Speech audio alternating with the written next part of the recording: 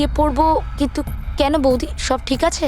Hello Sarika, আমার কথা শোনো, তুমি টাইম ওয়েস্ট করো না, তুমি নিজের ঘর থেকে বেরো। আমি এই পার্টিতে এখানে শুনেছি তোমার জীবনের ঝুঁকি আছে, কেউ তোমাকে ওখানে মারতে আসছে। সারিকা প্লিজ ঘর থেকে বেরো। কি বলছো তুমি বৌদি? Hello hello.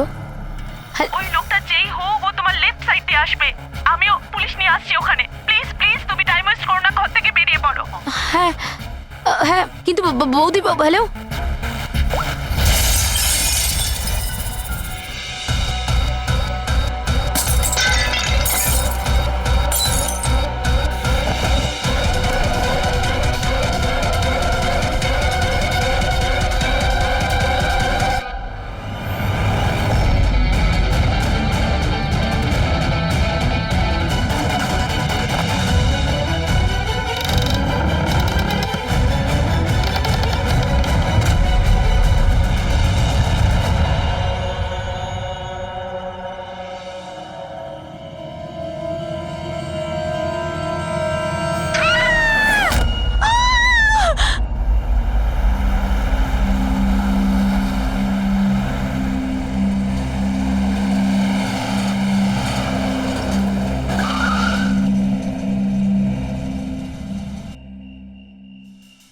এক তো না বলে চলে গেছে, আর ফোনও তুলছে না। আরে ভাই, এমন কেউ করে নাকি? আরে কমসে কম বলে যাওয়া তো দরকার ছিল। হয়তো কোনো প্রবলেম হবে এই জন্য ধরেনি। তুমি না সব সময় কাম অন, প্রবলেম তো আমাদের হয়েছে, অ্যাটলিস্ট আমাদের বলা দরকার ছিল ওর। আর না তো কি, একদম বাচ্চাদের মতো ব্যবহার, কারো চিন্তাই করে না। সি গাইস লিসেন, প্রথমে ঘরের ভেতর ঢুকে দেখি। এটাও তো হতে পারে যে ঘরের ভেতর রয়েছে। চলো চলো।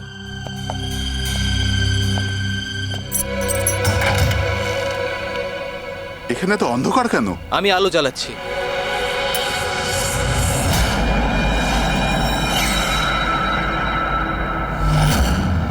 এসব কি? সারিকা, আমার আগে থেকেই মনে হচ্ছিল যে ওই মেয়েটার প্রাণের সংশয় আছে। এই কথাটা আমার হালকাভাবে নেওয়া উচিত হয়নি, ওদের ভরসা করাই উচিত হয়নি। তুমি এত কেন ভয় পাচ্ছ? হয়তো মেয়েটা ঠিকই আছে। তুমি জানো না অভিজিৎ, এই মেয়েটার এমন একটা রোগ আছে যার কারণে যে কোনো সময় ওর জীবন যেতে পারে। কেউ যা খুশি করতে পারে ওর সঙ্গে, কিন্তু ও জানতেই পারবে না। জানতে পারবে না? স্যার, ওকে ঘুমাতে আছে? না, কমায় না, একটা অদ্ভুত রোগ। আমিও এই রোগের ব্যাপারে আগে কখনো শুনিনি। একটা অসুস্থ মেয়েকে তার পরিবারের লোক মারতে কেন চাইবে? যতটা আমি ওদেরকে চিনেছি, আমার মনে হচ্ছে যে ওদের ভাবসাব খুব একটা সুবিধার নয়। সারিকার সঙ্গে আমার কয়েকদিন আগেই দেখা হয়। একদিন আমি অফিস থেকে যখন বাড়ি যাচ্ছিলাম,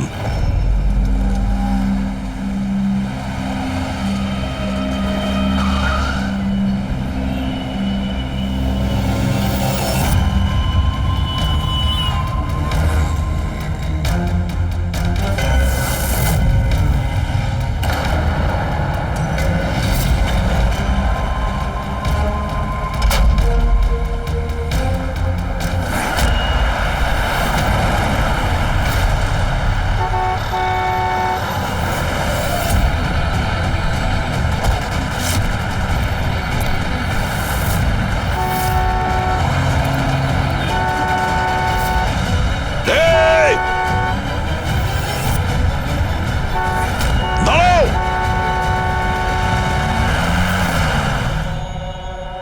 কি করছিলে তুমি? হ্যাঁ, এত বড় একটা ট্রাক সামনে থেকে বেরিয়ে গেল, তুমি দেখতে পাওনি? ও হর্ন বাজাচ্ছিল, তুমি শুনতে পাওনি? হ্যাঁ, আত্মহত্যা করার চেষ্টা করছিলে কি? মনে হচ্ছে দেখতেও পায় না, শুনতেও পায় না। কিন্তু এই রাস্তায় একা কি করছে? কে কে আছে এখানে? আকাশ দাদা? কে আপনি? কে? তার মানে আপনি দেখতে পান? তাহলে আপনি আমি আর ওই ট্রাক দেখতে পাননি? চাপা দিয়ে চলে যেত আপনাকে যদি আমি আপনাকে না বাঁচাতাম। সরি, আমি সত্যি দেখতে পাইনি। সারিকা, সারিকা তুমি ঠিক আছো তো? সারিকা, তুমি একলা কোথায় চলে গেছিলে? তোমার যদি কিছু হয়ে যেত তাহলে? আমি আগেই বলেছিলাম আমরা প্রপার্টি দেখতে যাচ্ছি, ওকে সাথে করে নিয়ে যাওয়ার কোনো দরকারই ছিল না, কিন্তু আমার কথা কেউ শোনেই না। রজনী প্লিজ থামো তুমি। ইনি ঠিকই বলছেন, আমি নিজে দেখেছি। ওনার লেফট সাইড দিয়ে একটা ট্রাক আসছিল, উনি দেখতে পাননি। ও হর্ন বাজাচ্ছিল, শোনেনি। চাপা দিয়ে চলে যেত ট্রাক যদি আমি না থাকতাম। থ্যাংক ইউ দাদা, থ্যাংক ইউ ভেরি মাচ। হ্যাঁ দাদা, সত্যি ও ট্রাকের আবার শুনতেও পায়নি আর দেখতেও পাইনি। তার মানে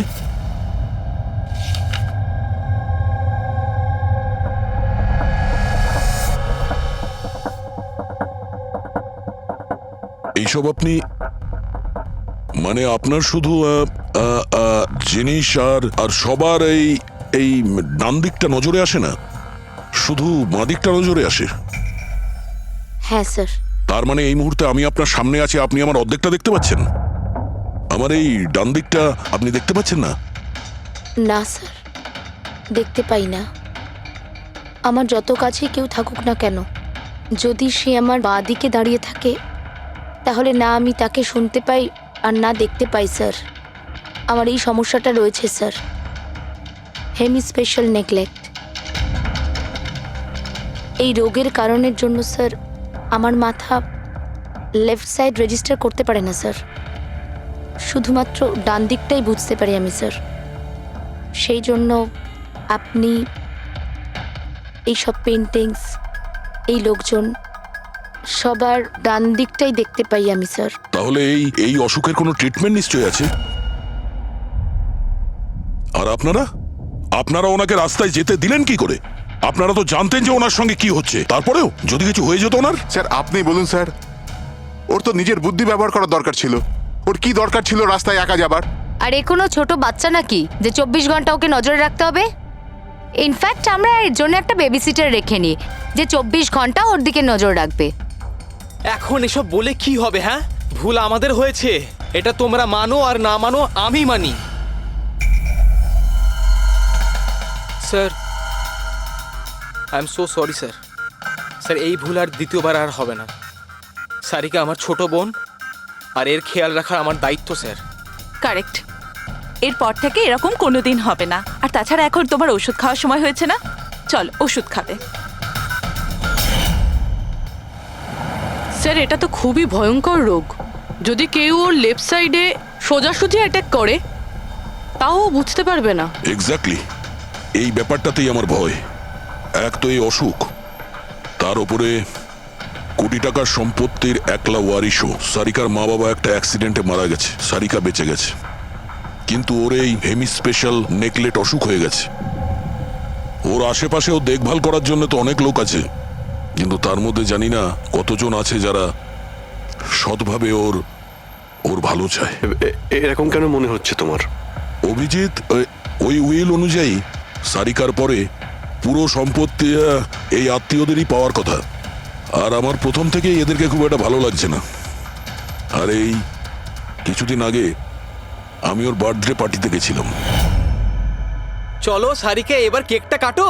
দাদা আর 2 মিনিট ওয়েট করে যাই, দয়া স্যার হয়তো চলে আসবেন। আমি ওনাকেও ইনভাইট করেছি। অন্তত আমাদেরও বলতে পারতে। আরে কে কি বললো না ভাই? Oh I am so sorry, আসতে একটু দেরি হয়ে গেল। Many many happy returns of the day, happy birthday. I will take it, দাও। আপনি আপনাকে ঠিক চিনতে পারলাম না। আমি বলছি, এ হলো কৃতি। সারিকার মতো পেশেন্টদেরকে হ্যান্ডেল করার জন্য ইনি ট্রেনিং নিয়েছেন, আর আমি ইনাকে 24 ঘন্টা সারিকার সাথে থাকার জন্য অ্যাপয়েন্ট করেছি। আশা করি আপনি সারিকাকে নিয়ে আর চিন্তিত হবেন না। একদম। আর আমাদেরও মনে হয় যে কৃতি থাকলে সারিকা সেফ থাকবে। অ্যাবসলিউটলি। আমারই ভুল হয়েছে, শুধু আমার ভুল। আমার সারিকাকে ওদের ভরসায় ছাড়া উচিত হয়নি। আমার মেরে দিয়েছে হয়তো ওরা ওকে, বাড়ি এসে গেছে।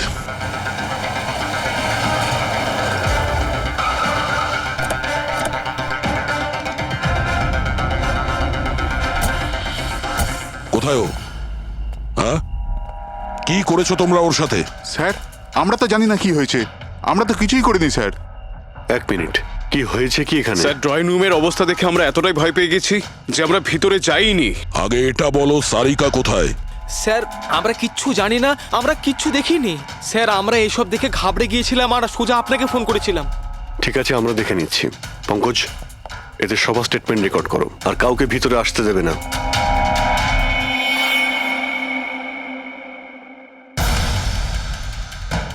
সারিকা, সারিকা, কেউ আছেন এখানে? তো মনে হচ্ছে অনেক কিছুই হয়েছে। এত রক্ত তো কোনো একজনের হতেই পারে না।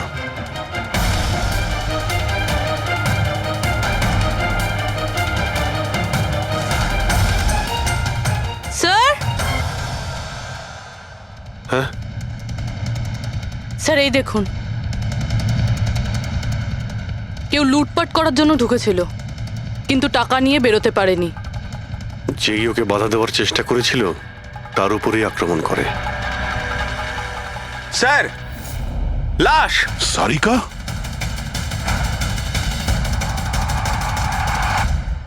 ও নো। মানালি তো এরপর থেকে এরকম কোনোদিন হবে না। আর তাছাড়া এখন তোমার ওষুধ খাওয়ার সময় হয়েছে না?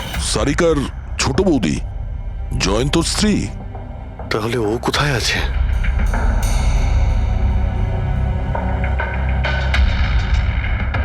ও নো। দয়া, হ্যাঁ, এ হলো কৃতি। সারিকার মতো পেশেন্টদেরকে হ্যান্ডেল করার জন্য ইনি ট্রেনিং নিয়েছেন। এটা তো কৃতি। তুমি চেনো? হ্যাঁ, কৃতি স্যার, পালস চলছে, এখনো বেঁচে আছে। এ সারিকার রুমের বাইরে? সারিকা? সারিকা? ফ্রেডি, এক্ষুনি অ্যাম্বুলেন্সের ব্যবস্থা করো, একে হসপিটালে পাঠাতে হবে। সারিকা? সারিকা?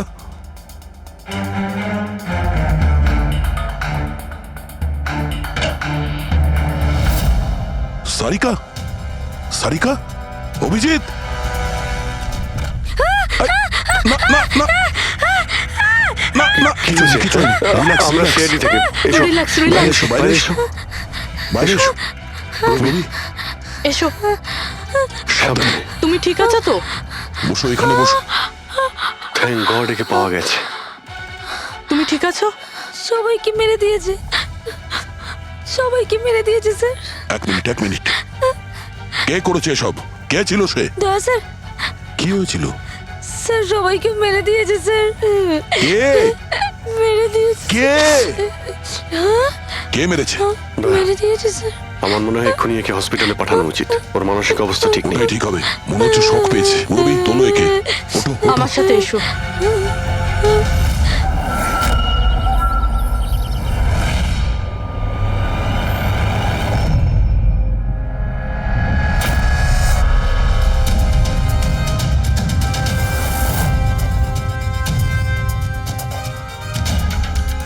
স্যার, আপনি আমাকে ঘরে কেন যেতে দিচ্ছেন না? আমার বউ খুন হয়েছে। স্যার প্লিজ, স্যার প্লিজ, আমি একবার দেখতে চাই, শুধু একবার। মিস্টার জয়ন্ত, আপনার স্ত্রীর খুন হওয়ার জন্য আমরা খুব দুঃখিত, কিন্তু আমরা আপনাদেরকে ভেতরে যেতে দিতে পারি না। 3 জনের উপর হামলা হয়েছে, একজন মারা গেছে, একজন আহত, আর একজন শক পেয়েছে। আর আপনারা বলছেন যে আপনারা কিছুই জানেন না। হ্যাঁ, সত্যি আমরা কিচ্ছু জানি না স্যার। ইনফ্যাক্ট আমরা এখানে কেউ ছিলামই না স্যার। আমরা সবাই নিউ বোম্বেতে ছিলাম একটা পার্টিতে। কোন পার্টি? স্যার একটা ফ্রেন্ডের রিসেপশনের পার্টি। তো আপনারা সবাই ওখানে গিয়েছিলেন তো? মানালি। ও বাড়িতে কেন ছিল? স্যার মানালি আমাদের সঙ্গে গিয়েছিল, বাড়িতে শুধু সারিকা আর কৃতি ছিল, কারণ স্যার সারিকা শরীর খারাপ ছিল। কিন্তু স্যার এই পার্টি থেকে হঠাৎ মানালি কি করে হারিয়ে গেল আমরা কিচ্ছু জানি না স্যার। স্যার, হ্যাঁ রবি। স্যার এই দেখুন, এর নখে এবং এর বডিতে অনেক গুঁড়ো চুল পাওয়া গেছে। স্যার, এই কাঁচের টুকরোগুলো দেখুন, বেশ মোটা, মনে হচ্ছে কারো চশমার কাজ।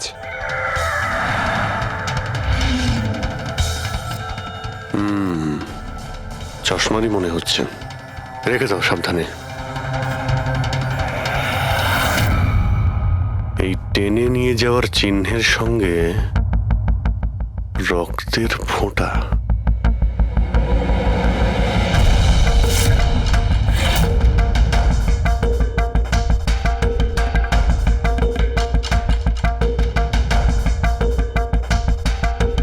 এখানে এতটা রক্ত, মানে এখানে এসে দাঁড়ায় আর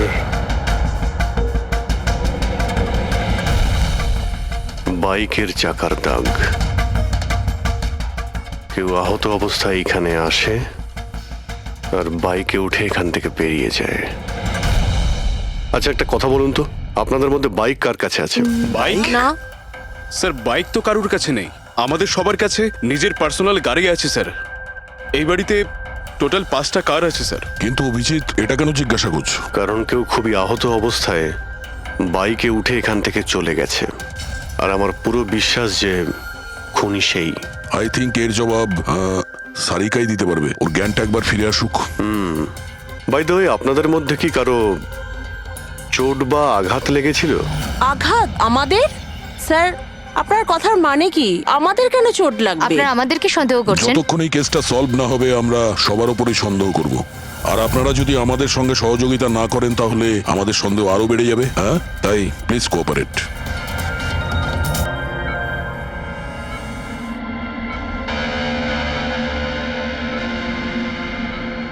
সারিকা,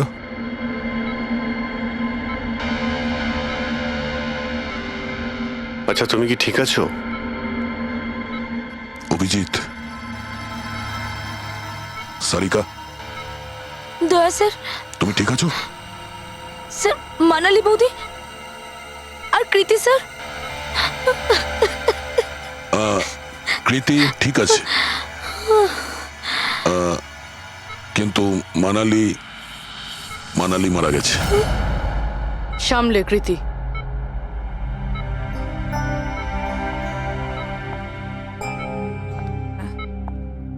কৃতি, কৃতি, তুমি ঠিক আছো তো? I am so glad you okay. Thank God তুমি ঠিক আছো।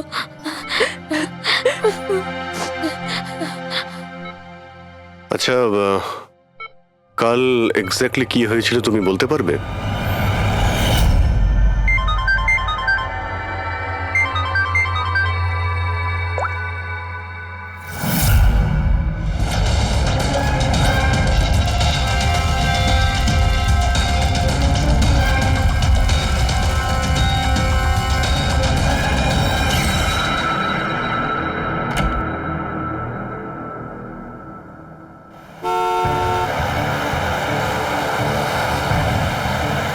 বৌদি,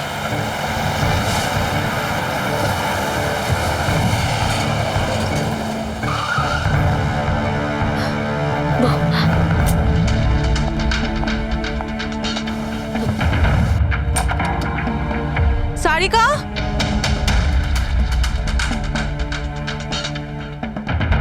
সারিকা, সারিকা কোথায় তুমি? বৌদি, সারিকা, সারিকা,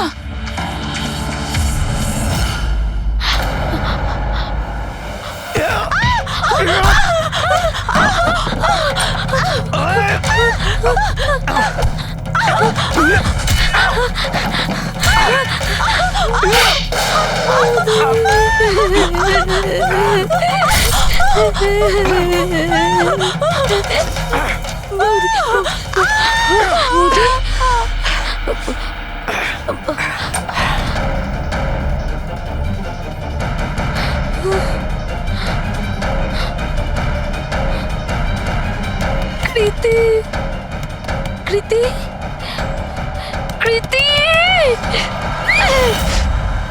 তো তুমি ওনার দরজাতে ধাক্কা দিয়েছিলে। তো কৃতি, আপনি কি দেখেছিলেন? আপনার উপরে আক্রমণ কি করে হলো? সারিকার জোরে চিৎকারের আওয়াজ পেলাম, আমি তখনই ঘর থেকে বাইরে আসি। সারিকা, এইসব কি করে? কৃতি, কৃতি, সারিকা তুমি ঠিক আছো তো? কৃতি, আমি আমি আমার রুমে। কৃতি, আমি এখানে। Okay okay okay Sarika, you don't worry, I am coming. Kriti সাবধানে, খুনি এখনো বাড়িতেই আছে। খুনি? সারিকা, তুমি ওকে দেখেছো যে কৃতির ওপর হামলা করেছে? হ্যাঁ স্যার, আমি দেখেছিলাম। সারিকা, সারিকা, কৃতি, কৃতি। সারিকা, সেই মুহূর্তে তুমি যা যা দেখেছো সেটা তুমি একটা পেপারের ওপর আঁকতে পারবে? হ্যাঁ স্যার, যখন আমি ওনাকে মানালি বৌদির পেছনে দেখেছিলাম তখন খুব ভয় পেয়ে গেছিলাম। আমি শুধু ওই মুখটার একটা ঝলক দেখতে পেয়েছিলাম স্যার। যখন আমি আবার দেখি তো তখন আমি শুধু হাতটুকু দেখতে পাই। কৃতি আমার দিকে আসছিল আর তারপর পিছন থেকে হাত এলো, ওই হাতটা ওর ওপর হামলা করলো। লোকটা রেনকোট পরেছিল আর গ্লাভস আর একটা বড় চকমকি ঘড়ি, এই যে একেবারে সেরকমই হুবহু যেমনটা আমি দেখতে পেয়েছিলাম।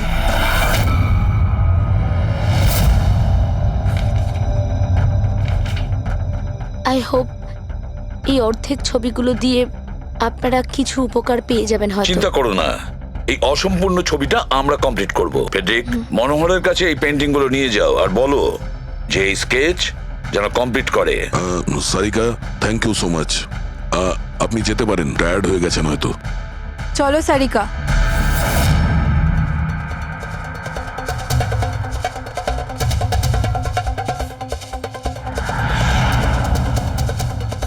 এই লোকটাকে তো আগে কখনো দেখিনি স্যার। হতে পারে শুধু এই কাজের জন্যই হায়ার করা হয়েছিল। আর ঠিক সময়ে মানালি ওর প্ল্যানটা ভেস্তে দিল। খুব মন দিয়ে দেখো এই স্কেচটা। এটা সেই লোকটার ছবি যে মানালিকে খুন করেছিল। আপনারা কি একে কোনোদিন দেখেছেন? আমি তো বুঝতেই পারছি না আমাদের কেন সন্দেহ করা হচ্ছে। এক্স্যাক্টলি, আমরা সবাই সারিকার আপনজন, আর আজ আমরা বিজনেসের সব কাজ ছেড়ে এখানে এসেছি শুধুমাত্র সারিকার জন্য। আর আপনাদের মনে হচ্ছে আমরা ওকে মারতে চাইছি? স্যার যে মারা গেছে ও আমার বউ স্যার, আর সারিকা আমার বোনের মতো। স্যার আমি যখন খুব ছোট ছিলাম আমার বাবা মা মারা গিয়েছিল। সারিকার বাবা মাই আমাকে আদর যত্ন করে বড় করে তুলেছে। আমি আজ যা কিছু হয়েছি ওনাদের দুজনের জন্যই হয়েছি। আর স্যার আমি সারিকাকে আমার নিজের প্রাণের চেয়েও বেশি ভালোবাসি। এক্স্যাক্টলি, এক তো আমরা ওর জন্য নার্স রাখলাম আর আপনারা সবাই আমাদেরকেই সন্দেহ করছেন। হ্যাঁ, সন্দেহ করছি তোমাদের সবাইকে। আমি নিজের চোখে দেখেছি কতটা ভালোবাসো তোমরা ওকে। আপনারা সবাই ভালোভাবেই জানেন যদি ওই বেচারির কিছু হয় তাহলে ওর কয়েকশো কোটি টাকার সম্পত্তির তোমাদের সবার মধ্যে ভাগ হবে।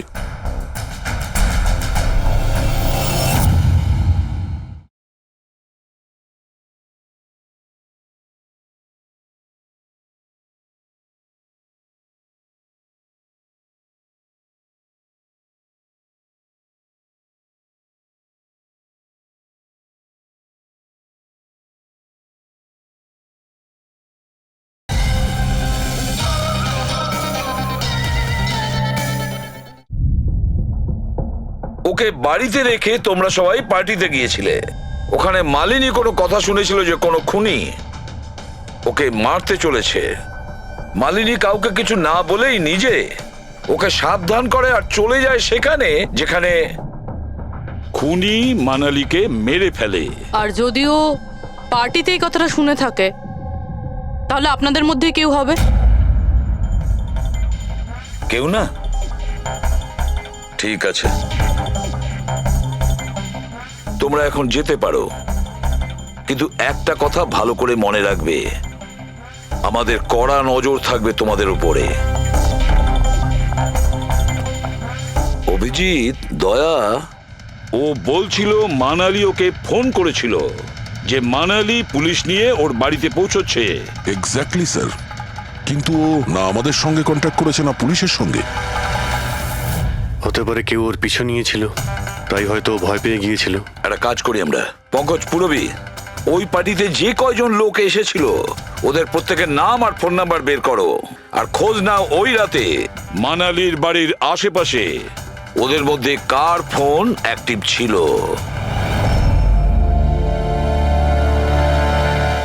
স্যার। হ্যাঁ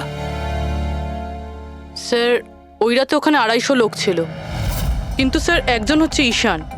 ওই রাত্রেও পার্টিতে ছিল, আর ওখান থেকে ও সারিকার বাড়ির দিকে গেল যখন মানালি পার্টি ছেড়ে গেল।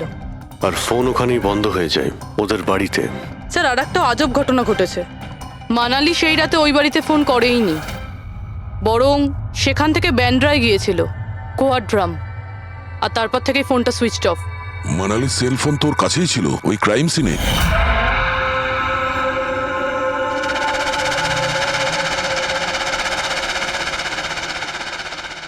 Switch off?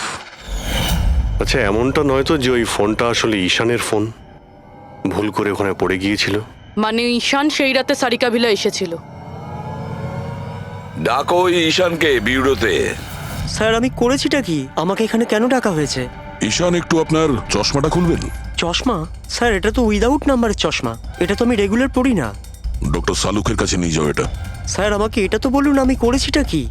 আমরা আপনাকে এখানে মানালি মার্ডার কেসের ব্যাপারে ডেকেছি। ক্রাইম সিনে আমরা চশমার ভাঙা কাঁচ পেয়েছি। আপনার চশমাটাকে ওই কাচের সঙ্গে ম্যাচ করিয়ে দেখব। কিন্তু স্যার আমি তো ওই জায়গায় যাইনি। যদি তুমি নাই গিয়ে থাকো তাহলে তোমার ফোন ওখানে ওই ভিলাতে কি করছিল?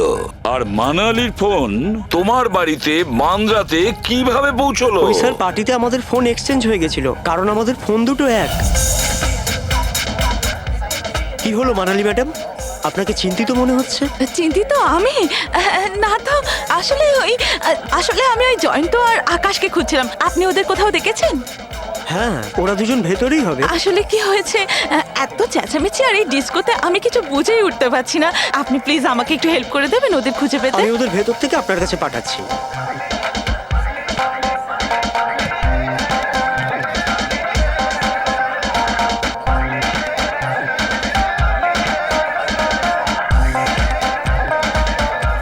মানালি, ঈশান, তুমি তো বলছিলে মানালি খুঁজছে আমাদের। কোথায় মানালি? আরে এক্ষুনি তো এখানেই ছিলেন মানালি, কি জানি কোথায় চলে গেলেন। ওই দিকটা কি দেখি, চলো। স্যার আমার ফোন সুইচ অফ ছিল, এই জন্য আমি মানালিকে বলতে পারি। সেই কারণে মানালি পুলিশকে ফোন করতে পারেনি। স্যার আমাকে বিশ্বাস করুন, আমি খুন করিনি। খুনি না হলেও খুনির সঙ্গী তো হতে পারো, যে ওখানে ওই পার্টিতে উপস্থিত ছিল। তুমি পার্টিতে মালিনীর সমস্ত কথা শোনো, আর যখনই মানালি ওখান থেকে বেরোয় তুমি মানালির পিছু নাও। কোনো কায়দা করে তুমি মানালির ফোন তোমার বাড়ি ব্যান্দ্রাতে পাঠিয়ে দিলে, আর ওখানে পাওয়া চশমার কাঁচের টুকরো, আমাদের সন্দেহ ওটা তোমার চশমার রিপোর্ট তো আমরা পেয়েই যাব আমাদের ফরেন্সিক ল্যাব থেকে। ঈশান শুধু ঈশানের কাছে কোনো কারণ নেই, কিন্তু সবার কাছেই কোনো না কোনো কারণ আছে সারিকাকে মারার জন্য। দিয়া আর অভয়, এদের দুজনের তো টাকার খুব প্রয়োজন ছিল।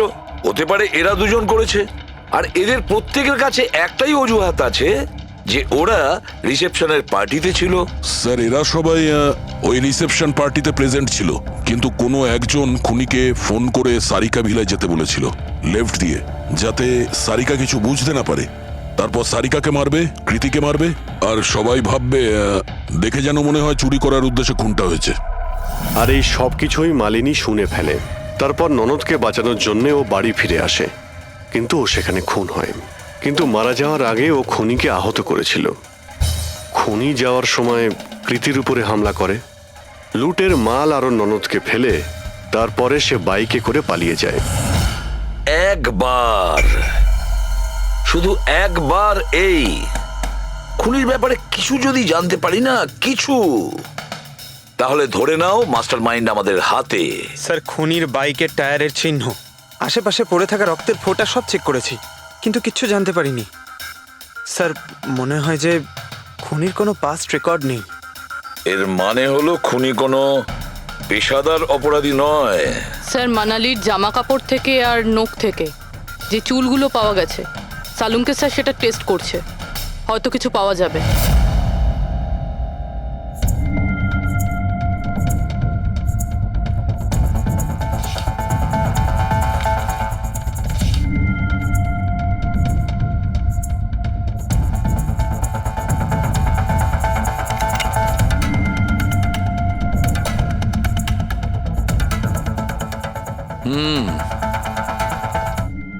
আমার আন্দাজ একদম ঠিক ছিল, এবার শুধু ডিএনএ রিপোর্টটা দরকার। হ্যাঁ সালুকে বস, হ্যাঁ একটা কথা ঠিক যে ঈশান খুনি নয়, কারণ ক্রাইম স্পট থেকে এই যে চশমার লেন্সের ভাঙা টুকরো পাওয়া গেছে, এইগুলো ঈশানের চশমার সঙ্গে ম্যাচ করছে না। এক তো ঈশানের চশমার পাওয়ার 0, আর দ্বিতীয়ত ঈশানের যে চশমাটা তার লেন্সগুলো একদম নর্মাল, কিন্তু এই লেন্সটা ফটোক্রোম্যাটিক, মানে রোদের সঙ্গে রং পাল্টায়। আচ্ছা, ওই যে রক্ত পাওয়া গিয়েছিল ওই বাইকে টায়ারের মার্কের কাছে, সেটা কি খুনির রক্ত? হ্যাঁ, ওই রক্তটা খুনিরই। যার বয়স 25 থেকে 30 বছরের মধ্যে। আর মানালির নখে যে চুলটা পাওয়া গেছে ওটা নিশ্চয়ই খুনির। আসলে বস, হাতাহাতি করবার সময় চুল গোড়া থেকে উপড়ে আসে, অথচ এই যে চুলটা, এটা উপড়ে আসেনি, কাটা হয়েছে। আর এইটা দেখো স্ক্রিনে, যতগুলো চুল আছে সব আলাদা আলাদা রকমের। কোনো চুল সিধে, কোনোটা কোঁকড়ানো, আর ওগুলো রং দেখো, প্রত্যেকটা চুলের রং আলাদা। কোনোটা কালো, কোনোটা ব্রাউন, কোনোটা ডার্ক ব্রাউন, আর ওই গোল্ডেনও আছে। এই চুলগুলো একটা লোকের হতেই পারে না। আলাদা আলাদা লোকের চুল? হ্যাঁ দয়া, এই চুল থেকে আমরা বিভিন্ন ধরনের কেমিক্যাল পেয়েছি, যেমন হচ্ছে কেরাটিন, ফিফটাইন, আরো অনেক কিছু। আমার মনে হচ্ছে না যে এই চুলগুলো কোনো একজন লোকের মাথার চুল। Hello, oh good, very good, thank you very much, good news, bye. DNA টেস্টের রিপোর্ট, এই রিপোর্ট এই বিষয়টা কনফার্ম করছে যে এই যে চুলগুলো সেগুলো কোনো একজন ব্যক্তির চুল নয়। যে লোকটার ড্রেসের উপর আলাদা আলাদা চুল আছে, আলাদা আলাদা লোকের কাটা চুল, সেই লোক কোনো বড় সেলুনে কাজ করে, হেয়ার স্টাইলিস্টের।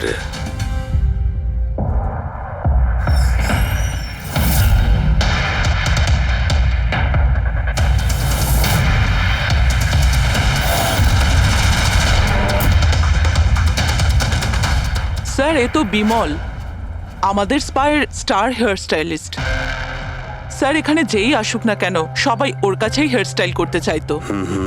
কিন্তু স্যার, এই কিছুদিন ধরেই হলো এই টাকা পয়সা নিয়ে ভীষণ চিন্তিত থাকতো। এর জুয়া খেলার খুব অভ্যাস ছিল। কিন্তু স্যার, এ খুন করবে এটা স্যার আমি একদম ভাবতেই পারছি না। যাই হোক, এখনো কোথায় আছে বলতে স্যার, পারবেন? একে এখন কোথায় পাবেন এটা আমি বলতে পারবো না, তবে কিছুদিন যাবত এখানেও কাজে আসছে না, আর না ও আমার ফোন তুলছে। আপনি ওর ফোন নাম্বার আর অ্যাড্রেসটা দিন আমাদের। হ্যাঁ স্যার, আমি এখনই আনছি।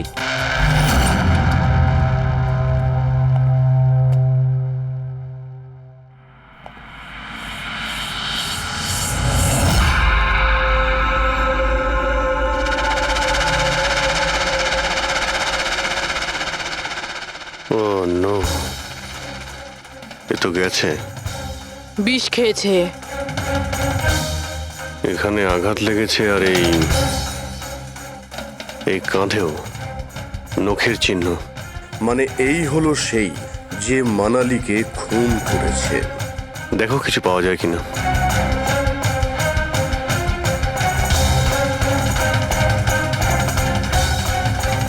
স্যার, হ্যাঁ, আমি বিমলের বাইকটা চেক করলাম স্যার। বাইকটার হ্যান্ডেলে শুকিয়ে যাওয়া রক্ত আর কাঁদালে আই এম শিওর স্যার এগুলো ওই বাড়িটার ব্যাকইয়ার্ড থেকেই লেগেছে।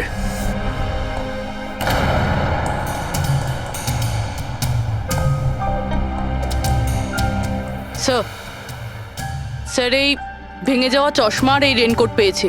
রেনকোটে রক্ত লেগে আছে।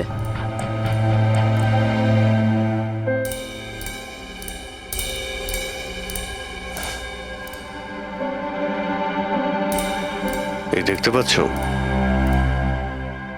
বাঁ হাতে ঘড়ি। হ্যাঁ, তাহলে স্যার যদি বিমল বাঁ হাতে ঘড়ি পরতো তাহলে ও কি করে বলল যে ডান হাতে ঘড়ি পরা ছিল?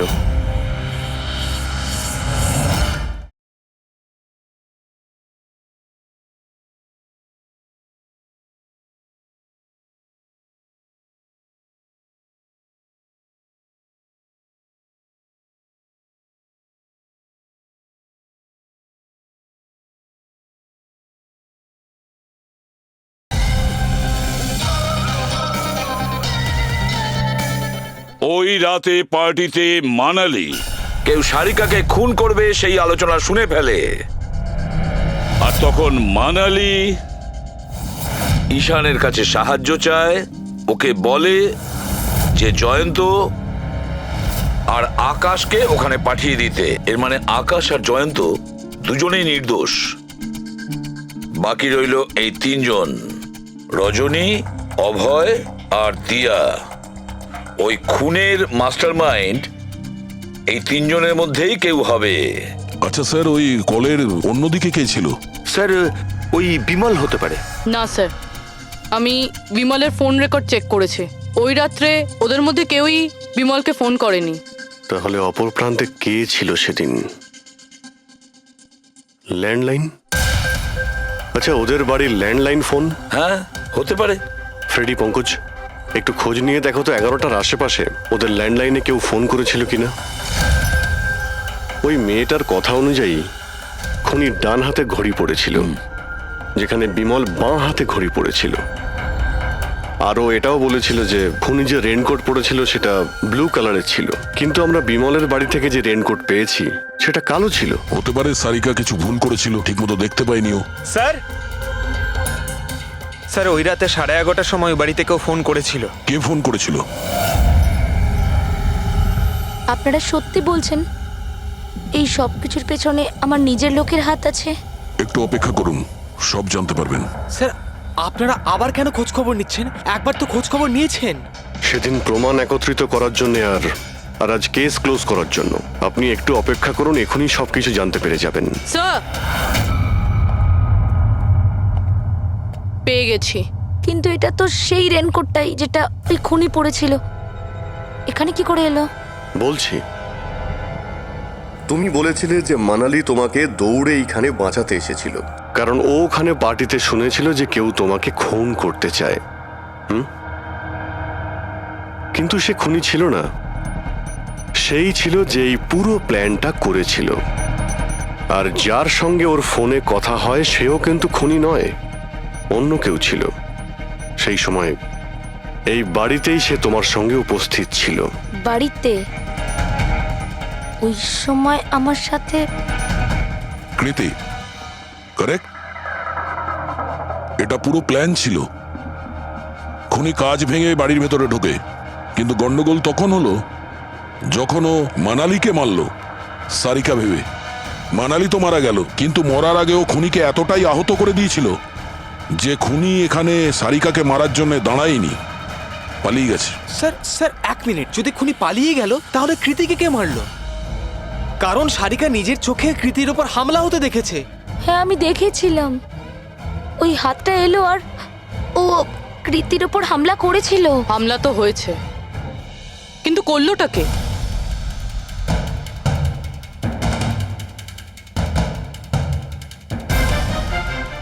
আপনারা সবাই আমাকে এভাবে কেন দেখছেন? এর উত্তর তো শুধু তুমিই দিতে পারবে কৃতি। ও রাত ঠিক 10:30টার সময় শুয়ে পড়েছিল। আর মানালি কাউকে ফোনে কথা বলতে শুনেছিল রাত 11:10 আর সেই ফোনটা এসেছিল এই বাড়ির ল্যান্ডলাইনে। কে রিসিভ করেছিল সেই কলটা? যদি আমরা এটা মেনেও নিই যে বিমল তোমার ওপর হামলা করেছে, তাহলে ও তোমাকে বাঁচিয়ে রাখলো কেন? ও মানালিকে এত নৃশংসভাবে মারলো, আর তোমাকে শুধু এই একটা আঘাত কেন? ও সারিকাকে কেন মারলো না? আর এই চুরি করা টাকা ছেড়ে পালালো কেন? আর সব থেকে বড় প্রশ্ন, ও খুনিকে এই ব্লু কালারের জ্যাকেট পরে থাকতে কি করে দেখলো?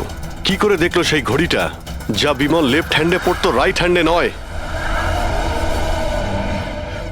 বিমলের রেইনকোটের কালার ছিল ব্ল্যাক।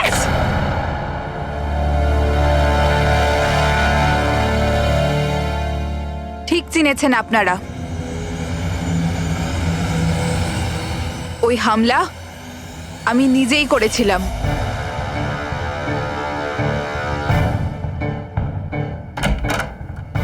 সারিকা, সারিকা কোথায় তুমি? মানালি এখানে এই সময়?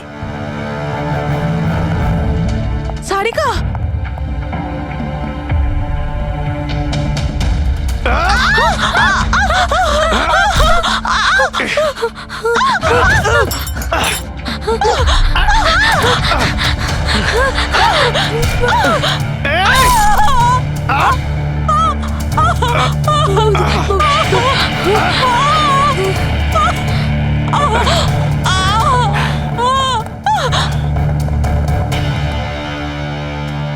কৃতি,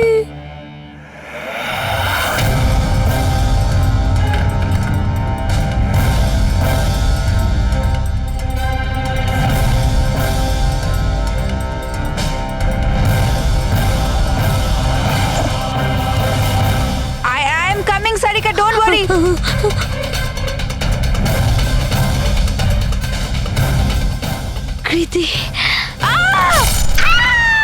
কারণ আমি চাইনি কেউ আমার উপর সন্দেহ করুক। আর তুমি যখন এত কিছু বলেই দিলে তখন ওই মাস্টার মাইন্ডের নামটাও বলে দাও। হ্যাঁ, আর তুমি যদি বলো ওর নামটা আমি বলে দিই, যে মানালিকে মেরেছে আর সারিকাকে মারতে পারতো। কি রজনী দেবী, আপনি জানেন আমরা কার কথা বলছি? রজনী, তুমি? হ্যালো, কিলার শার্প 11:30টায় পৌঁছে যাবে। সারিকার খেলা শেষ, যে কোনো মূল্যে করতেই হবে। ওই আমার বাকি টাকাটা? তুমি তোমার পয়সা পেয়ে যাবে। ওকে।